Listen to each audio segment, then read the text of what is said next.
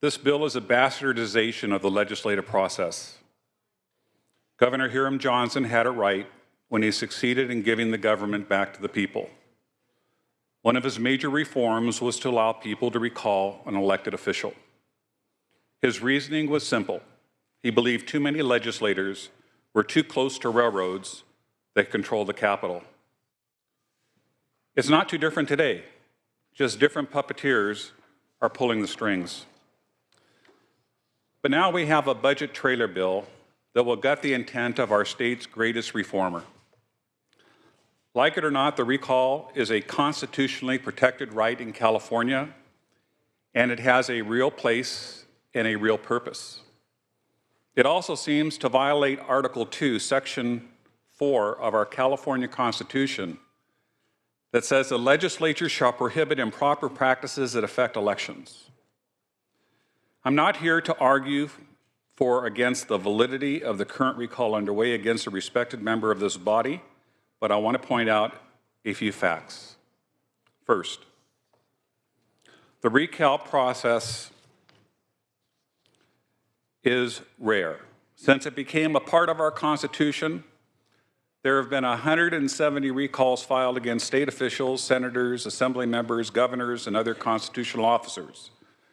Of those 170 recalls that were filed, only 9, that's right, only 9 have qualified for the ballot. And of those 9 that qualified, only 5, that's right, 5 have succeeded. And only 3 of those have been in the last 100 years. The fact alone tells me that the people who sign petitions and vote in recall elections are, in fact, pretty smart.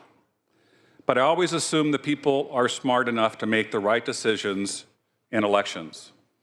I guess the majority party doesn't have much faith in the intelligence of the people they pretend to represent, since they're trying to change the rules of the recall process midstream. Worse, they're doing it in a budget trailer bill that those of us in the minority party just saw a few days ago. If we want to change the recall rules, fine. But to do it midstream reminds me of other types of government who changed the rules to cling on to power. In 2013, Vladimir Putin changed the rules of his parliamentary elections in Russia after the campaign began to let him hold on to power. Earlier this year, Paraguay's president moved to change the rules that govern his country's elections to hold on to power in a move that many fear is a path to dictatorship. Again this year, another country, this time Cambodia, made moves to prevent opposition parties from campaigning because it may, quote, threaten national unity, unquote. These changes happened after the campaigns for president were already underway, and the press has called this move a triumphant of dictatorship. Is California going to become another Russia? Is California going to become another Cambodia? If we want to change the rules of how our elections are run, we should do it in the open daylight instead of the darkness of budget trailer bills. Believe me, I understand what's at stake in this recall against my good and respected colleague from Orange County. But with 170 recall attempts over the past 100 years and only 5 of them succeeding, I think changing the rules that have clearly been working is a move that would make Mussolini proud when he changed the Italian government bit by bit to eventually become a dictatorship. The recall was introduced to give power to the people over the railroads who controlled our government at the time. The recall is still useful today to protect the people from the special interests, like the California Nurses Association, who have threatened to defeat anyone who won't support their single-payer bill, maybe even by recall. If we were to pass this, you would basically make recalling an assembly person almost impossible with the timetables outlined in this trailer bill. Members, please show some courage. This bill is an abuse of the process. Despite that, history has shown that the people can decide for themselves whether or not a recall attempt is justified. Changing the rules midstream to cling to political power is beneath us all, and this trailer bill does a disservice to those of us who want to support all the other good items in it, including veteran issues. If the majority party wants to do this, I suggest you show some courage and run the recall language in a standalone bill and just put an urgency clause on it.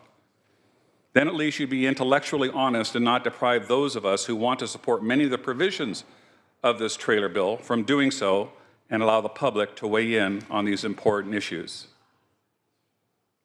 A yes vote sends a message to our electorate that you don't trust their smarts and judgment.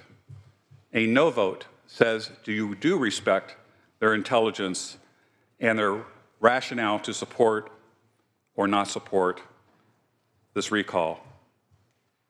My friends, this is a mockery of democracy and does not deserve a yes vote. And editorial boards throughout the state opine the same. The Orange County Register did an editorial. I'm just going to read one paragraph. Combined, the provisions of SB 96 could effectively eliminate the possibility of recall elections in California. A change of this significance deserves due consideration in the legislative process. We are not giving due process to the legislative process. I am going to vote no, which is saying that I trust the judgment and intelligence of our electorate. By voting yes, you are saying you don't trust the public, you don't trust their intelligence to vote on a ballot measure. Strongly urge a no vote on SB 96.